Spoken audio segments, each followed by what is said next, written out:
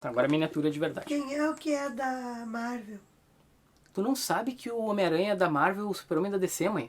Não. Mãe, tu tá expulsa de casa.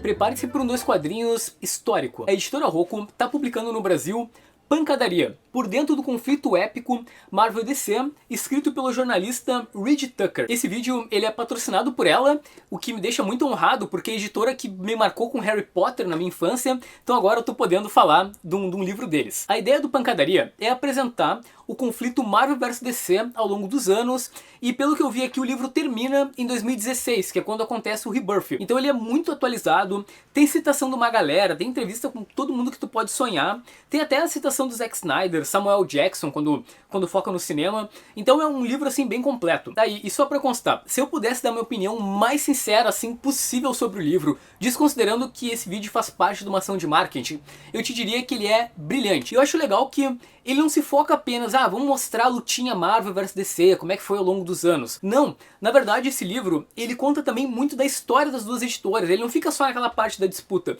Às vezes ele para e vai contar, olha, nessa época, sabe o que estava acontecendo na Marvel? Estava acontecendo isso e aquilo. Eu já falei algumas vezes aqui no canal que eu sou muito fã desse livro aqui, que é a História Secreta da Marvel. Inclusive o meu tá todo marcado, porque, enfim, eu resumi ele, risquei pra até decorar os fatos, mas esse livro é muito, muito bom, mesmo.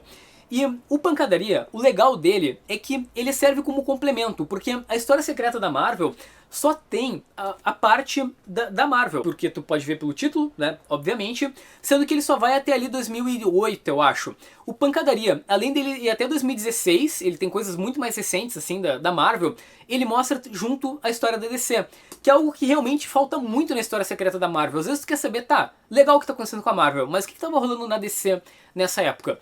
E tudo tu vai encontrar aqui no Pancadaria. Sério, isso aqui é simplesmente demais. E eu falei no começo do vídeo que é um dois quadrinhos histórico, não só porque uma marca anunciou aqui no canal, que não é algo tão frequente assim, mas porque eu vou procurar apresentar um pouco da história da Marvel. Eu vou apresentar pra vocês o capítulo 12 do livro, que é A Guerra Fica Incivilizada. Entre os anos 2000 e 2003, surge na Marvel um presidente que o cara era um fanfarrão, que é o Bill Jemas. O Bill, ele admite que quando ele assumiu a presidência da Marvel, ele não tinha lido nenhum quadrinho antes disso, e por ser um cara que veio lá da parte do esporte, o Jemas, ele tinha muito na cabeça essa questão da rivalidade. Só pra ter uma ideia, assim, nos primeiros meses dele como presidente da Marvel, olha as coisas que ele disse pra DC. Em algum lugar, alguém escreveu uma regra de que os quadrinhos deveriam ser chatos, e a grande maioria do que é publicado hoje em dia na concorrência, né, na DC, adere firmemente a essa regra. Vocês têm noção o que é o presidente da Marvel ir lá e falar que os quadrinhos da DC são chatos? Sabe, o cara, ele perdeu a noção completamente. Também quando saiu o filme do Homem-Aranha, em 2002, lá, o do Sam Raimi, ele disse que o filme era tão bom, mas tão bom, que nem que se a DC escrevesse uma história do Homem-Aranha, isso não podia estragar a imagem do personagem. Então o cara, ele era um fanfarrão. E o pior de tudo, né, no meio disso, é que o Bill foi um dos grandes presidentes da Marvel, porque, se tu não sabe, lá nos anos 90, a Marvel quase quebrou. Então, nessa época, tinha ali o Bill Jemas e o Joey Quesada.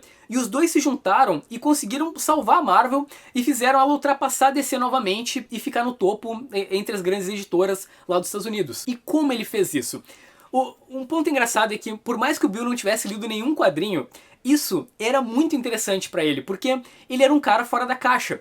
Ele não tinha muita noção de como as coisas funcionavam, tanto é que ele resolveu dar um pé na bunda do Comics Code Authority. Então ele tinha ideias muito boas. Por exemplo, o universo Ultimate da Marvel também é obra do Bill Jemas, junto lá com o Joey Quesada. Só pra tu ter uma ideia, na época do reinado do Jemas, a gente teve Vingadores versus Liga da Justiça, que deve ser um milagre eles terem conseguido fazer isso sair, né, por conta das declarações do presidente da Marvel. Ao mesmo tempo, Wolverine Origem surgiu nessa época e o Bill é um dos co-escritores. Eu tô fazendo um resumo, assim, mas o livro ele tem muito mais informação do que eu tô passando. Ele entrega bastidores de Liga da Justiça versus Vingadores.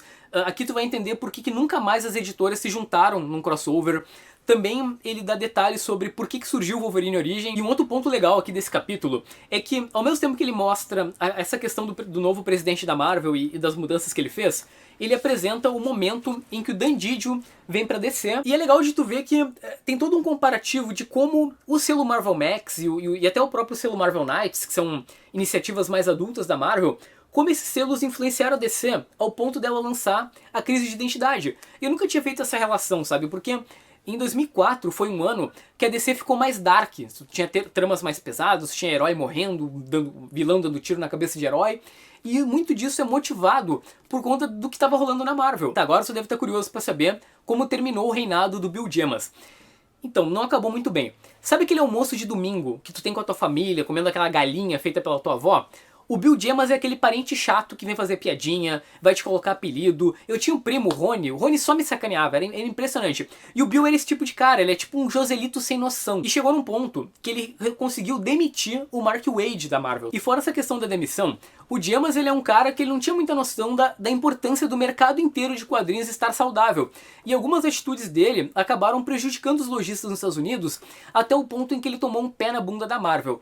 Mas ele sempre será lembrado como o presidente que mais incendiou o conflito Marvel e DC. Sério, procura dar uma lida nisso, nem que tu tenha que não comprar a última edição lá da saga Metal da DC, porque aquilo não faz sentido mesmo, não faz diferença tu não ler a última. Mas procura dar uma lida no Pancadaria, que tu não vai te arrepender. E se tu gostou desses 2 quadrinhos históricos, comenta aí embaixo que talvez surjam mais programas com essa proposta aqui no canal, tá bom? E valeu, Editora Rocco, espero que dê certo a iniciativa desse livro e que a gente tenha mais publicações desse tipo no Brasil. Fui.